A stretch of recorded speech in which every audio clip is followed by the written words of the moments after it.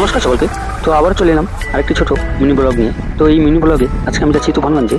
তো এবার আমি তুফানগঞ্জের খেলার মাঠে পৌঁছে গেলাম। তো সেখান থেকে এবার আমি একটু চারপাশটা ঘুরে নিলাম তুফানগঞ্জের। তো সেখান থেকে তুফানগঞ্জের মদনমোহন বাড়িতে চলে গেলাম, সেই মদনমোহন মন্দিরে।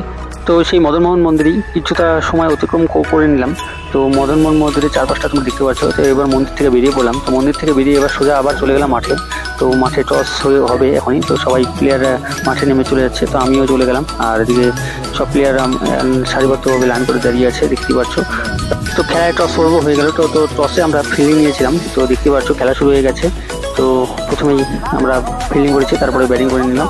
তো খেলাটি আমরা হেরে গিয়েছি। তো ফাইনালে তুফানগঞ্জের টিম ফাইনাল জিতেছে। তো এবার পুরস্কার বিতরণের অনুষ্ঠান শুরু হয়ে গেছে। তো খেলাটিতে আমরা হেরে গেছি, তাই জন্য রানার্স হয়েছি। আর এদিকে ফাইনাল ট্রফি ওরা নিয়ে নিল। তারপর সেখান থেকে সোজা যেতে চলে গেলাম হোটেলে। তো মাংস ভাত খেয়ে নিলাম সেখান থেকে, তারপর বেরিয়ে পড়লাম। তো এবার তোমাদের সাথে নিয়ে যেতে হবে পরবর্তী ভিডিওতে, পরবর্তী ব্লগে।